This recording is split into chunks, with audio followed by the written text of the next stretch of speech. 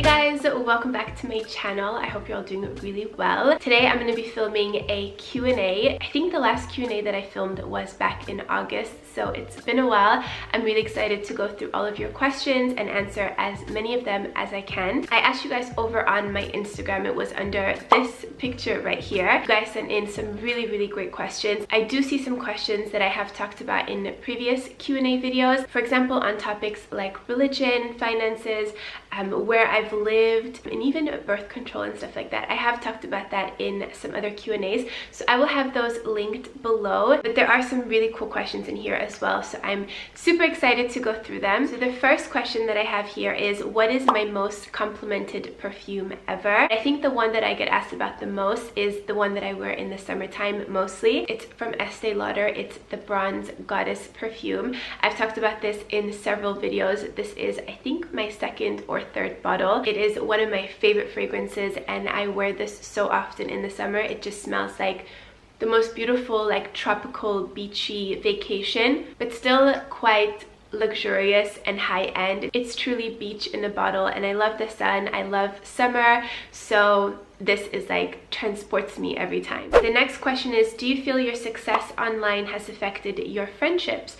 Are your friends supportive, and have you lost any friends because of it? The friends that I have now currently in my life are all very supportive and encouraging. I've been online now for so long. I think it's been almost 8 years.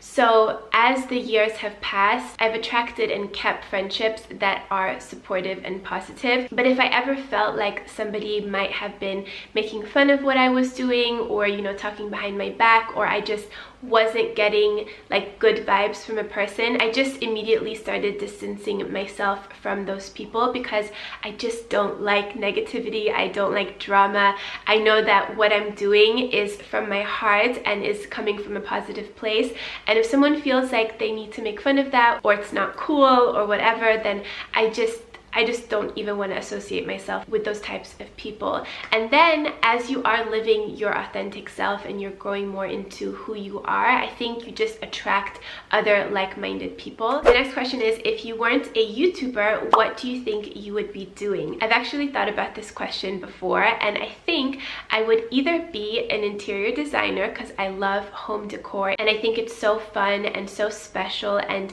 important to be happy and feel inspired in your own home. And another job I think I would have a lot of fun doing is event planning and like putting together functions, maybe weddings or birthdays. I like the idea of creating something for other people to really enjoy and celebrate in, and like put my little special touches on it. So I think that's something that I would have a lot of fun doing. The next question is, any books that are a must read? There were other questions as well that were book related and what my favorite books are, and I want to do a whole video on this because it's such a special topic. There are books that have had such an impact on my life. They've literally changed me as a person and made me grow and develop and really think about life differently, and I want to do a dedicated video on that.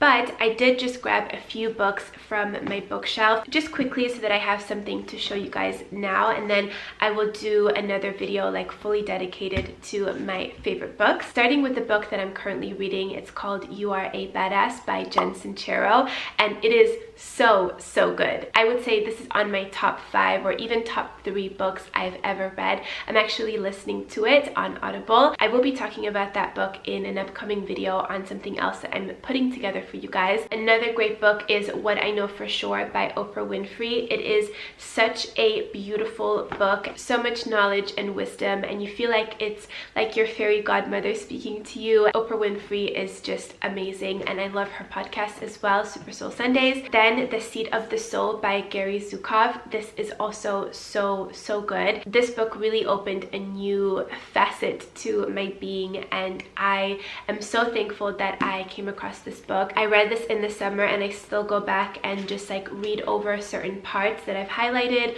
or that I've marked. I also love Elizabeth Gilbert's Big Magic. This is really good for anyone who is in the creative field, or just anyone in general. We all have that creative force within us. The War of Art by Steven Pressfield is another one of my favorites. This book is all about breaking through your creative blocks and unleashing your creative energy. He talks a lot about resistance in this book, book, and he just breaks it down in a way that's very straightforward and simple and easy to understand. And it's a pretty easy book to read as well. It's broken down into lots of different chapters, and some of them are very short. So it's a really easy read, but nonetheless very thought-provoking, very inspiring. Would highly recommend. Another great book is from David Schwartz. This is The Magic of Thinking Big. This is a classic in the self-development realm of books. I think this book was published in the 60s, so it's a really old book, but the advice and the knowledge in this book are timeless. And when I listened to this book, I also listened to it on Audible, and then I bought the hard copy because it was so good. You can apply all of the techniques and the things that he talks about till this day. Those are the ones that I just grabbed very quickly before I started filming, but I will make sure to do a video very soon on all of my favorite books that have really changed my life and just changed the way that I look at things and how I look at myself in the world. And there are so many great books, so keep an eye out for that video. I will hopefully be able to film it very soon. The next question is, how do you keep yourself motivated all year round? What about days when you don't feel like eating well or working out? I do like the healthy things that I do, like eating well, waking up early, moving my body, thinking positive thoughts, because it makes me feel good. That is my reward. So what keeps me motivated is the fact that I know that I'm going to feel really good if I continue doing these healthy habits. I try to focus on the end result, so I know that if I treat my body well and I do good things for myself, it's going to make me feel good. And when I feel good, I can do good, I can be more productive, I'm happier throughout the day, I show myself more love, I'm also just more loving in general with other people. So for me, that's really important, and that's something that definitely pushes me. Now, there are of course days when I am more overloaded with work, or maybe I've gotten some news that is maybe not so fun and so exciting, and that definitely does take a toll on my emotions, and I allow those moments as well. So if I am just like super bogged down on something, I will give myself a few hours or a day or a cheat meal or a day where I don't push myself as hard at the gym or with my workouts or whatever. I will allow myself to have that, but only for a little bit. I try not to sulk in my misery. I try not to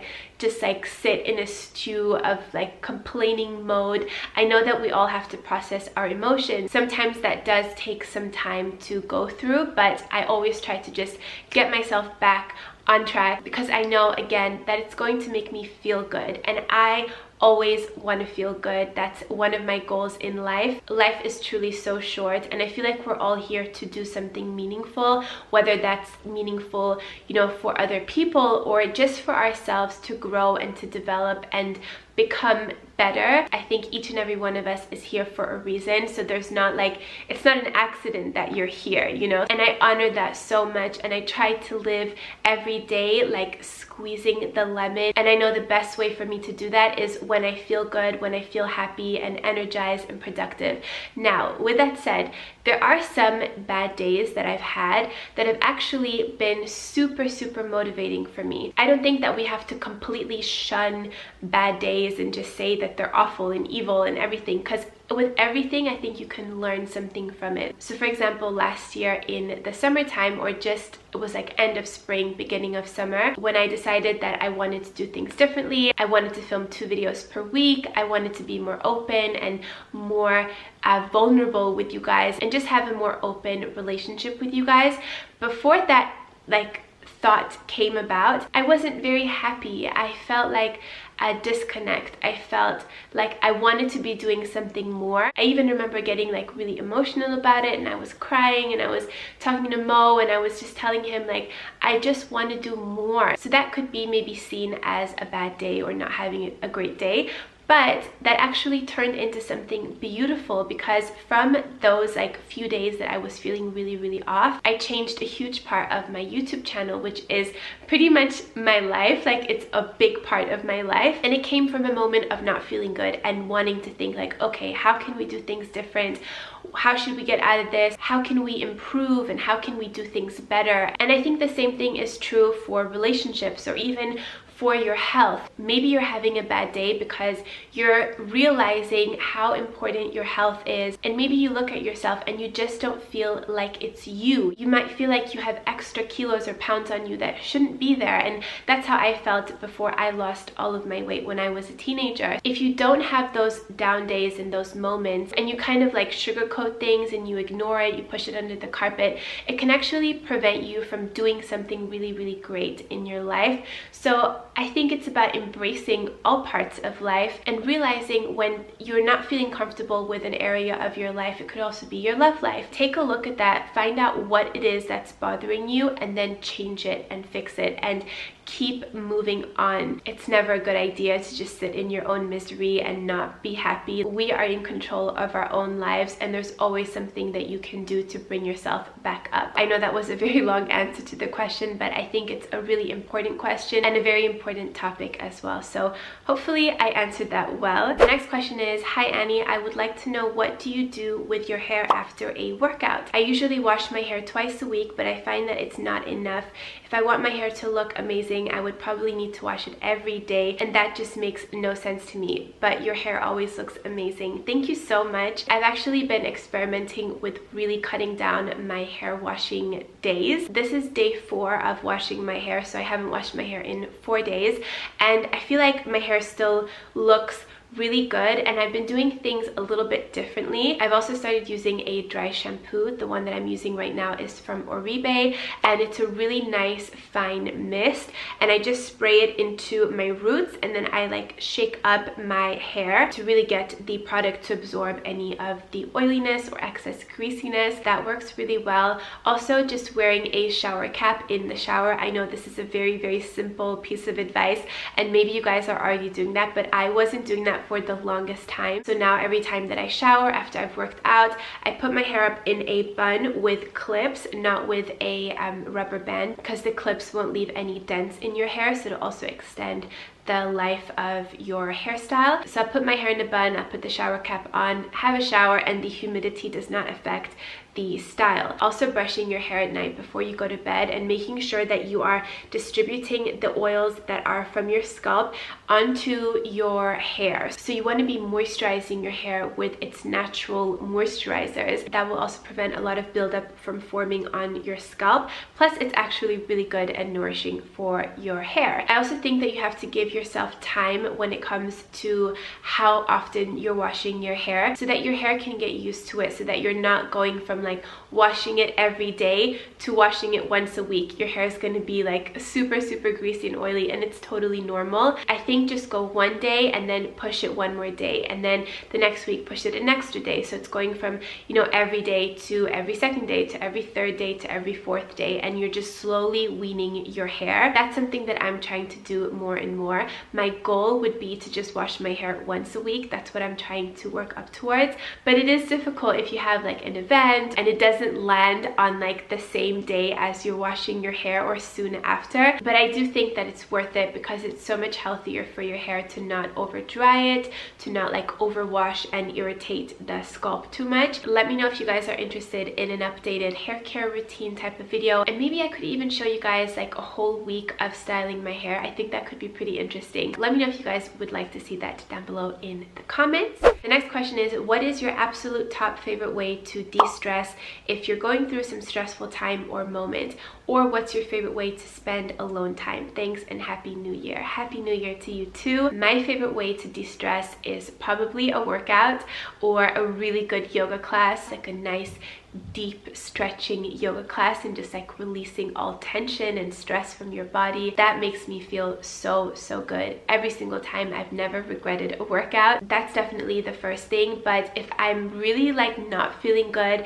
and I have no desire to work out whatsoever, just having a call with my mom and having like a really good conversation with her and just having that mother-daughter time is so special for me, and always helps me to feel better and more calm about life's things that can sometimes happen. If I'm not able to speak with my mom at that very moment, then journaling and doing some free writing really helps me. I've been writing letters to myself since I was probably 16 years old. If I've gotten like really rattled up or I'm like frustrated or I just need to get my emotions out like super quick, I will type it on the computer, so on my laptop. I feel like I can just write faster and like get more things out. But if I'm feeling in a more reflective state and I don't have like a fire up my bum and like feel super, you know, agitated, then I will sit down and write and take the time. And like, it's a very, very, very therapeutic process for me. I feel like it really allows me to talk to my higher self. And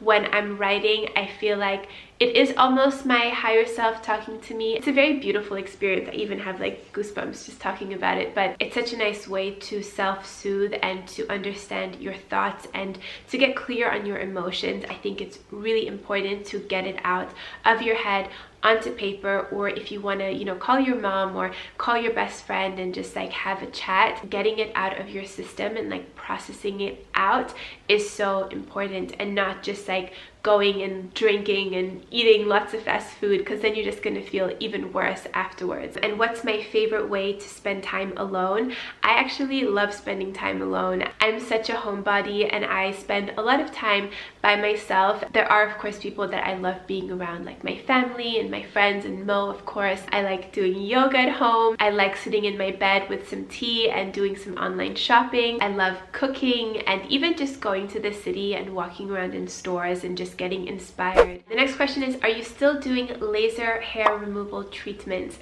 Yes, so I am on the very end of my sessions. I do my underarms and then everything like from my hips down. It's honestly life-changing if you do spend a lot of time waxing or shaving your body. Laser hair removal is great because it gets rid of everything permanently, or at least for I think like 20 years or so, something like that. It could change if you get pregnant and then your hormones change and the hair could come back, but in general it's pretty permanent. My hair is about 80% gone, and the hair that is still left is very, very fine and thin. So I think just a couple more treatments and I should hopefully be good. The next question is, what podcasts do you listen to? I love podcasts, and one of my favorites is Oprah's Super Soul Sunday. I've just opened my podcast app. I also really like the School of Greatness from Lewis Howes or Howes. Tony Robbins also has a podcast which is just called the Tony Robbins Podcast. That's really good. I recently started listening to The Skinny Confidential with Lauren Everett Bostic and her husband Michael. That one is really, really good as well. And yeah, I would say those are my favorites or my most listened to podcasts. The next question is, do you use any productivity apps for managing your daily routine and keeping on with your goals? If yes, which are they? I don't have any specific apps for productivity, but I do have this sheet that I made for myself. This is how I keep myself on track and accountable for all of the things and the goals that I want to achieve daily. So I have meditation, I have reflection, movement, skincare, hair care, and reading. I also have a very small little tab just under the days of the week where I record my sleep. So I write when I went to bed the night before, when I woke up, and then how many hours of sleep that I had, because I can get confused, you guys. I wanted to have a place where I could see everything clearly. Once I've done my meditation in the morning, I just give myself a little check mark if I've done some reflection, and reflection usually means journaling. I also have movement here, and that will be like if I've gone to the gym, if I've been to a certain class, a body pump class, a spinning class, or if I've just kind of done my own workout at the gym. I'll also note that down. The skincare part is for treatments. It's not my skincare routine because I will do that morning and evening just by myself, but this section is for if I've done a facial, or if I've done any derma rolling at home, if I've done a face mask or an exfoliating mask. I like to write that down so that I can look at the end of the week and make sure that I'm doing my treatments and that I'm not doing too little or too less. For hair care, I put down when I've washed my hair so that I know that it's been, you know, X amount of days. That helps me as well because, as I mentioned, I am trying to go more and more days without washing my hair. And then also a little section for reading, which I just tick off at the end of the night. And it's really, really helpful, and you can customize these to, you know, make them good for you. I could actually, maybe if I figure out how to do it, maybe share this with you guys so that you can download it yourself and use it for yourself. That could be kind of cool. Let me know if you'd be interested in that. But I just call this my wellness and self-care week overview. That's what this sheet is called. The next question is, what is something you have not yet done that you would love to experience or accomplish in the future? So something that Mo and I are currently working on is our brand, our company. We have been building this from the ground up by ourselves, and it is taking some time, but I'm so grateful that we do get to work on this together, and that's something that will hopefully launch this year. So that's something that I definitely want to accomplish. And then the second thing is having a family and being a mom, experiencing pregnancy, and just like, it gives me butterflies and goosebumps just thinking about it. I've always wanted to be a mom and have kids. I think we're gonna wait about 2 years or so before we have our first child, because there's just so many other things that we want to get done before that, like having our company, maybe buying a home, or definitely moving into a bigger apartment. So lots of exciting things to come in the future. I think I'm gonna wrap up this video right now, but thank you guys so much for sending in all of your questions. You always send the best questions, and I definitely want to sit down and do this again very soon. As I mentioned, there were a few questions that were asked a lot that I've already answered in other videos or in a blog post. Make sure to check the description box below, because I'm going to make sure to leave like the topics that I've answered in that video along with the video, so that you guys can get more answers to your questions. So thank you guys so much for watching. I hope you're all having a beautiful day, and I will see you in my next one.